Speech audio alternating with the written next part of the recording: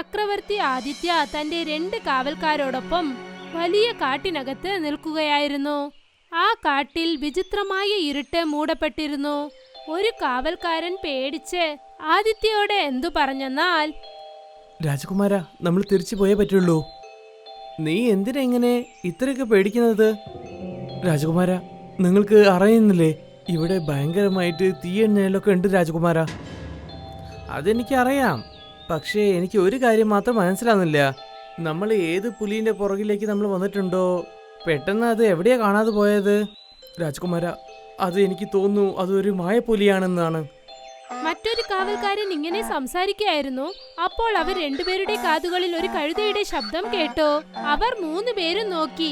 അവിടെ മുൻപിൽ മരത്തിനടിയിലായി ഒരു കഴുത വളരെ പേടിച്ചു നിൽക്കുകയായിരുന്നു. പിന്നെ അവിടെ തന്നെ അതിന്റെ മുൻപിലായി ഒരു പുലി നിന്നുകൊണ്ടിരുന്നു.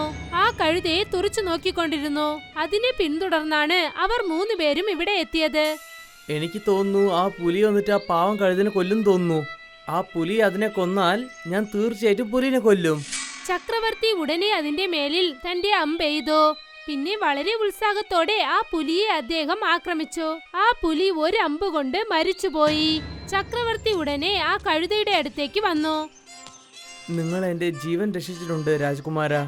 അതിന് പകരം ഞാൻ നിങ്ങൾക്ക് ഒരു വരം തരണമെന്ന് വിചാരിക്കുന്നു. കഴുതയുടെ വായിൽ നിന്നും മനുഷ്യന്റെ ശബ്ദം കേട്ടതും ചക്രവർത്തി ആദിത്യ ആകെ അതിശയിച്ചു പോയി. നീ ഒരു കഴുതയല്ലേ? നിനക്ക് എങ്ങനെയാണ് മനുഷ്യനെ പോലെ സംസാരിക്കാൻ പറ്റുന്നത്?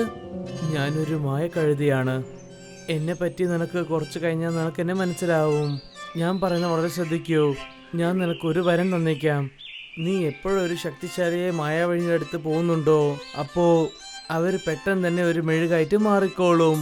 പിന്നെ കുറച്ചു നേരം കഴിഞ്ഞ് അവര് ഉരുകിയിട്ട് അഴിഞ്ഞു പോവും. ഇങ്ങനെ പറഞ്ഞിട്ട് ആ കഴുത വർണ്ണ നിറങ്ങളോടുകൂടി അവിടെ നിന്നും മാഞ്ഞുപോയി. കൊട്ടാരത്തിൽ വെറും കൈയോടെ വന്നത് കണ്ടിട്ട് മഹാരാജാവ്, അതായത് ആദിത്യയുടെ അച്ഛൻ, ചക്രവർത്തിയോട് എന്തു പറഞ്ഞെന്നാൽ, നീ കാട്ടിലേക്ക് വേട്ടയ്ക്കല്ലേ പോയത് രാജകുമാര? അതെ അച്ഛാ. ഇതിനു മുമ്പ് നീ എപ്പോഴും വെറും കൈയോടെ വന്നിട്ടേ ഇല്ലല്ലോ. ഇന്നെന്താ നീ വെറുതെ വന്നിരിക്കുന്നത്? എന്താ നിനക്ക് കാട്ടില് ഒന്നും വേട്ടയ്ക്കൊന്നും കിട്ടിയില്ലേ? ചക്രവർത്തി ആദിത്യ ഉച്ച മായാവി കഴുതയെക്കുറിച്ച് തന്റെ അച്ഛനോട് മറച്ചുവെച്ച് എന്തു പറഞ്ഞെന്നാൽ, ഇല്ല അച്ഛാ, ഞാൻ എന്റെ സൈന്യന്മാരെ കൂട്ടിക്കൊണ്ട് വൈകുന്നേരം വരെ കാട്ടിൽ തന്നെ വേട്ടയാടിയായിരുന്നു. പക്ഷേ ഒന്നുപോലും കിട്ടിയിട്ടേ ഇല്ല.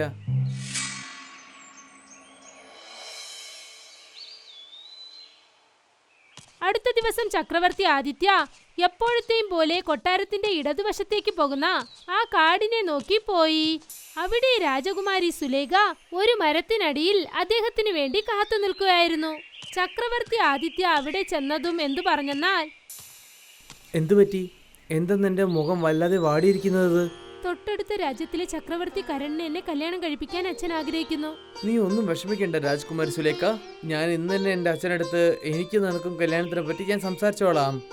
ഇങ്ങനെ പറഞ്ഞിട്ട് ചക്രവർത്തി ആദിത്യ തലേ ദിവസം നടന്ന ആശ്ചര്യമായ സംഭവത്തെക്കുറിച്ച് സുലേഖയോട് പറഞ്ഞു. ആ മായ കഴുത ആരാണെന്ന് എനിക്ക് ഇന്നും മനസ്സിലായിട്ടേ ഇല്ല. ഇത് യഥാർത്ഥത്തിൽ വിചിത്രമായ കാര്യമാണ് ചക്രവർത്തി. നിങ്ങൾ എന്തുകൊണ്ടാ ഈ കാര്യത്തെക്കുറിച്ച് നിങ്ങളുടെ അച്ഛനോട് പറയാഞ്ഞത്? അച്ഛൻ തന്ത്രമന്ത്രം കാര്യത്തിൽ വളരെ താല്പര്യത്തിലാണുള്ളത്. ഞാൻ ചെറുപ്പം തൊട്ട് കണ്ടുകൊണ്ടിരിക്കുകയാണ്. ഞങ്ങളുടെ കൊട്ടാരത്തിലെ എപ്പോഴും ഈ സാധു തന്ത്രമന്ത്രം ചെയ്തുകൊണ്ടിരിക്കും. ഞാൻ എന്തിനാ അദ്ദേഹത്തിനോട് പറയാണ്ടിരുന്ന വെച്ചാൽ, ഞാൻ വേട്ടയ്ക്ക് പോകുന്ന അദ്ദേഹം എന്നെ തടസ്സം ചെയ്യാൻ പാടില്ലല്ലോ. കുറച്ചു സമയത്തിന് ശേഷം ചക്രവർത്തി ആദിത്യ തന്റെ കൊട്ടാരത്തിലേക്ക് തിരികെ വന്നു. അടുത്ത ദിവസം ചക്രവർത്തി ആദിത്യ തന്റെ അച്ഛനോട് എന്തു പറഞ്ഞെന്നാൽ, അച്ഛാ, അടുത്ത രാജ്യത്തിലുള്ള രാജാവ് വിക്രം കുമാറിന്റെ മകൾ രാജ്കുമാരി സുലേഖനെ കല്യാണം കഴിക്കാൻ എനിക്ക് താല്പര്യമുണ്ട്. ഞങ്ങൾ തമ്മിൽ ഇഷ്ടത്തിലാണ്. ചക്രവർത്തി ആദിത്യ പറഞ്ഞത് കേട്ടതും മഹാരാജാവ് അഭിമന്യുവിന്റെ മുഖത്ത് ഒരു രൂക്ഷമായ ചിന്ത തോന്നി. രാജ്കുമാർ ആദിത്യ, നിനക്ക് കല്യാണം സംഭവിക്കില്ല. നിങ്ങൾ എന്താണ് പറയുന്നത് അച്ഛാ?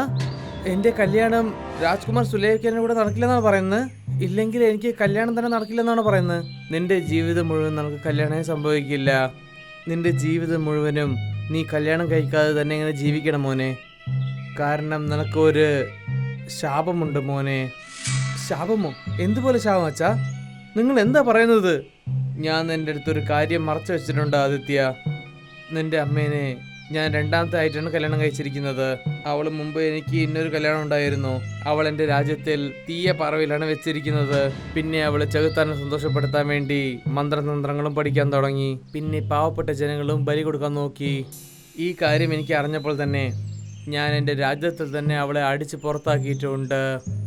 അതിന് പകരം അവൾ എനിക്ക് ശാപവും നൽകിയിട്ടുണ്ട്. അതായത് എപ്പോഴും ഞാൻ ഇന്നൊരു കല്യാണം ചെയ്യുന്നുണ്ടോ പിന്നെ അവളെ കൊണ്ട് എനിക്ക് ജനിക്കുന്ന കുട്ടി ജീവിതം മുഴുവനും ഒറ്റയ്ക്ക് തന്നെ നിൽക്കണം എന്നാണ് ശാപം ഇട്ടിരിക്കുന്നത്. ഒരു പക്ഷേ എൻ്റെ മകൻ ഏതെങ്കിലും ഒരു പെണ്ണിനെ കല്യാണം കഴിക്കാൻ നോക്കിയാൽ അവളുടെ കഴുത്തിൽ മാല ഇടുമ്പോൾ തന്നെ അവളുടെ ഭാര്യ ഒരു മെഴുകായിട്ട് മാറുമെന്ന് പറഞ്ഞു. പിന്നെ കുറച്ചു നേരം കഴിഞ്ഞിട്ട് എൻ്റെ മകനും ഒരു മെഴുകായിട്ട് മാറുമെന്ന് ശാപം നൽകി. എന്നെ കൊണ്ട് ഇപ്പോഴും വിശ്വസിക്കാൻ പറ്റുന്നില്ല അച്ഛാ. നിങ്ങൾ പറയുന്ന കാര്യം ശരിക്കും നടക്കുമോ അച്ഛാ? ഞാനിപ്പോൾ നിന്നെടുത്ത് പറഞ്ഞ കാര്യമൊക്കെ ശരിക്കും സത്യമാണ് മോനെ. നിന്നെയും പിന്നെ നിന്റെ ഭാര്യയും മെഴുകായിട്ട് മാറുന്നത്, പിന്നെ നിങ്ങൾ രണ്ടുപേരും നശിച്ചു പോകുന്നത് എനിക്ക് കാണാൻ പറ്റില്ല മോനെ. പല വർഷങ്ങളായിട്ട് ഈ ശാപം നശിപ്പിക്കാൻ വേണ്ടി ഞാൻ എത്രയോ സാധുക്കളെ വിളിച്ചിട്ട് പൂജ ചെയ്യാൻ തുടങ്ങി. തന്ത്രമന്ത്രങ്ങളെല്ലാം ഞങ്ങൾ ചെയ്തു. പക്ഷേ ഒന്നും സംഭവിച്ചിട്ടേ ഇല്ല. തന്റെ അച്ഛൻ പറഞ്ഞത് കേട്ടതും ചക്രവർത്തി ആദിത്യ വളരെ വിഷമത്തോടെ എന്തു പറഞ്ഞെന്നാൽ, അച്ഛാ, ഞാൻ രാജകുമാരി സുലേഖനെ പ്രേമിക്കുകയാണ്. പിന്നെ ഏതൊരു ശാപവും എൻ്റെ പ്രേമത്തിൽ ഒരു തടസ്സവും വരില്ല. പിന്നെ എന്ത് സംഭവിച്ചാലും അത് ഞാൻ നോക്കിക്കോളാം. രാജാവ് അഭിമന്യു തന്റെ മകൻ അഭിമന്യുവിനോട് പറഞ്ഞു മനസ്സിലാക്കാൻ ഒരുപാട് ശ്രമിച്ചു. പക്ഷെ അഭിമന്യു അംഗീകരിച്ചതേ ഇല്ല. രാജാവ് അഭിമന്യു തോൽവി സമ്മതിച്ചു. മണ്ഡപത്തിൽ വെച്ച് ചക്രവർത്തി ആദിത്യ രാജകുമാരി സുലേഖയുടെ കഴുത്തിൽ മാലയിട്ടു. പെട്ടെന്ന് രാജകുമാരി സുലേഖ ഒരുപാട് വർണ്ണ നിറങ്ങൾ കൊണ്ട് ഒരു മെഴുകു ബൊമ്മയായി മാറി. ഇത് കണ്ടിട്ട് ചക്രവർത്തി ആദിത്യ വല്ലാതെ പേടിച്ചു. അത് എങ്ങനെ സംഭവിക്കും? അപ്പോൾ അതിന്റെ അർത്ഥം നിങ്ങൾ പറഞ്ഞത് സത്യമാണോ? ഞാൻ ഇതല്ലേ ആദ്യം തൊട്ട് നിന്നോട് പറഞ്ഞത്, പക്ഷെ നീ പറഞ്ഞത് കേട്ടിട്ടേ ഇല്ലല്ലോ. അപ്പോഴാണ് അവിടേക്ക് കൊട്ടാരത്തിലെ രാജഗുരു വന്നത്. ചക്രവർത്തി ആദിത്യയെ നോക്കിയിട്ട് എന്തു പറഞ്ഞെന്നാൽ, പ്രശ്നം വല്ലാതെ മോശമായിട്ടുണ്ട് രാജ്കുമാരാ. നിങ്ങളുടെ ഭാര്യ മെഴുകായിട്ട് മാറിയിട്ടുണ്ട്. പിന്നെ നിങ്ങളും കുറച്ചു നേരത്തിൽ മെഴുകായിട്ട് മാറിപ്പോവും. നിങ്ങൾ അങ്ങനെയൊന്നും ആവാൻ പാടില്ലെന്ന് വിചാരിച്ചാൽ ഈ ശാപം കൊടുത്ത് അവരെ നിങ്ങൾ പോയിട്ട് നശിപ്പിക്കണം. അതായത് നിങ്ങളുടെ വലിയമ്മേനെ. അവരിവിടുന്ന് കുറച്ച് ദൂരത്തിൽ ഒരു അടർന്ന കാട്ടിലാണ് ജീവിച്ചുകൊണ്ടിരിക്കുന്നത്. പക്ഷെ അവരെ കൊല്ലുന്നത് അത് അത്ര വലിയ എളുപ്പമുള്ള കാര്യമല്ല രാജകുമാര. നിങ്ങളിതിനെ പറയൂ രാജഗുരു, ഞാൻ എങ്ങനെയാണ് അവരെ നശിപ്പിക്കേണ്ടത്? നിന്റെ വലിയമ്മ ഒരു ചെകുത്താൻ്റെ പൂശാരിയാണ്. അവൾ വളരെ ശക്തിശാലിയാണ്. അവരെ മേളിൽ ഏതൊരു തന്ത്രമന്ത്രവും ഉപയോഗിക്കാൻ പറ്റിയേയില്ല. അവരെ നമ്മൾ മുഴുവനായിട്ട് നശിപ്പിക്കണമെങ്കിൽ നമ്മളെടുത്തും അവരെടുത്തുള്ള പോലെ ശക്തിയും ഉണ്ടാവണം. നിങ്ങൾ എന്താ പറയുന്നത്? എനിക്കൊന്നും മനസ്സിലാകുന്നില്ല. അതായത് നിന്റെ വലിയമ്മ നിന്റെ കുടുംബത്തിന് ഒരു ശാപം നൽകിയിട്ടുണ്ട്. അതുകൊണ്ടാണ് നിന്റെ ഭാര്യ മെഴുകായിട്ട് മാറിയുള്ളത്. പിന്നെ നീയും മെഴുകായിട്ട് മാറിപ്പോവും. ഒരു പക്ഷെ നിന്റെ അടുത്ത് ആ ശക്തി ഉണ്ടെങ്കിൽ, അതായത് നിന്റെ വലിയമ്മനെ നീ മെഴുകായിട്ട് മാറ്റാൻ പറ്റിയിട്ടുണ്ടെങ്കിൽ, അപ്പോൾ നിനക്ക് നിന്റെ ശാപത്തിൽ നിന്ന് മുക്തി കിട്ടും. പിന്നെ നിന്റെ വലിയമ്മയും നശിച്ചു പോകും. ഇതേ വഴിയുള്ളൂ. രാജഗുരു പറഞ്ഞത് കേട്ടതും പെട്ടെന്ന് ആദിത്യക്ക് ആ കഴുത തന്ന വരം ഓർമ്മ വന്നു. ആദിത്യ വളരെ രഹസ്യമായി രാജഗുരുവിനെ നോക്കി എന്തു പറഞ്ഞെന്നാൽ, നിങ്ങളൊന്നും വിഷമിക്കേണ്ട രാജഗുരു, എന്റെ വലിയമ്മനെ ഞാൻ ഇന്ന് തന്നെ നശിപ്പിച്ചേക്കാം. ഇങ്ങനെ പറഞ്ഞിട്ട് ചക്രവർത്തി ആദിത്യ തന്റെ കുതിരയെ ഓട്ടിച്ചുകൊണ്ട് കാട്ടിലുള്ള ആ പഴയ കോട്ടയിലേക്ക് ചെന്നു. കുറച്ചു സമയത്തിനകം ചക്രവർത്തി ആദിത്യ ആ കോട്ടയ്ക്കകത്ത് തന്റെ ചെറിയമ്മയുടെ മുൻപിൽ നിൽക്കുകയായിരുന്നു. അവരുടെ മുഖം വളരെ ഭയങ്കരമായിരുന്നു. ചക്രവർത്തി ആദിത്യയെ കണ്ടതും അദ്ദേഹത്തിന്റെ ചെറിയമ്മ ചിരിച്ചുകൊണ്ട് എന്തു പറഞ്ഞെന്നാൽ, അവസാനം ഇവിടേക്ക് വരേണ്ടി വന്നു അല്ലേ ആദിത്യ? പക്ഷേ പാവം, ഒരു പ്രയോജനവുമില്ല. നിന്നെ കൊണ്ട് എന്നെ കൊല്ലാനാവില്ല. ഞാൻ നിങ്ങളെ നശിപ്പിക്കാൻ വേണ്ടി ഇവിടെ വന്നിരിക്കുകയാണ്. ആവശ്യമില്ലാതെ സ്വപ്നം കാണല്ലേ ചക്രവർത്തി ആദിത്യ. ഇനിയും കുറച്ചു സമയത്തിനകം നീയും മെഴുകായി മാറാൻ പോവുകയാണ്. കുറച്ചു സമയത്തിനകം മുരുകി തീരുകയും ചെയ്യും. നിന്റെ ഭാര്യ മുൻപേ മെഴുകായി മാറിക്കഴിഞ്ഞു. പിന്നെ പതുക്കെ പതുക്കെ ഉരുകുകയാണ്.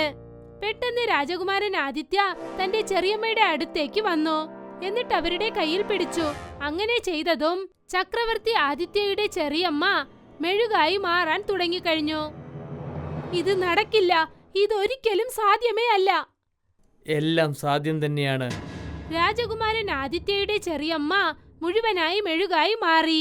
പെട്ടെന്ന് വർണ്ണ നിറങ്ങളോടുകൂടി അതേ കഴുത അവിടെ പ്രത്യക്ഷപ്പെട്ടു. എന്നിട്ട് രാജകുമാരൻ ആദിത്യയെ നോക്കി എന്തു പറഞ്ഞെന്നാൽ, വേഗം തന്നെ ആ മെഴുകില് തീ അങ്ങ് വെച്ചേക്ക്. അവർ വീണ്ടും തന്നെ അവരുടെ രൂപത്തിലേക്ക് അങ്ങ് വന്നു പോകും. ചക്രവർത്തി ആദിത്യ അവിടെ കത്തിക്കൊണ്ടിരുന്ന തീപ്പന്തം കയ്യിലെടുത്തു. എന്നിട്ടത് തന്റെ ചെറിയമ്മയുടെ മെഴുകുബൊമ്മയുടെ മേലിൽ വീശി. കുറച്ചു സമയത്തിനകം ആ മെഴുക് കത്തി തീർന്നു. അപ്പോഴേക്കും വർണ്ണ നിറങ്ങളോടുകൂടി ആ കഴുത ഒരു ഭംഗിയുള്ള മനുഷ്യനായി മാറി. ആരാണ് നീ? ഞാനൊരു വനരക്ഷകനാണ്. പല വർഷങ്ങൾ മുമ്പ് നിന്റെ വലിയമ്മ മായമന്ത്രം ചെയ്യാൻ വേണ്ടി കാട്ടിലുള്ള മൃഗങ്ങളെ വെച്ച് ബലി കൊടുക്കുകയായിരുന്നു. ഞാനത് അവർ ചെയ്യാൻ വേണ്ടി തടസ്സം ചെയ്തപ്പോൾ അപ്പോഴവരുടെ ശക്തി ഉപയോഗിച്ചിട്ട് എന്നെ ഒരു കഴുതിയായിട്ട് എന്നെ മാറ്റിവെച്ചു. കഴുതിയായിട്ട് മാറിയപ്പോൾ എൻ്റെ മുഴുവൻ ശക്തിയും പോയി. വെറും ഒരു ശക്തി മാത്രം എൻ്റെ കയ്യിലുണ്ടായിരുന്നുള്ളൂ. എൻ്റെ അടുത്ത് കഴുത രൂപം ഉണ്ടായിരുന്നാലും എനിക്ക് മനുഷ്യന്മാരുടെ സംസാരിക്കാൻ പറ്റുമായിരുന്നു.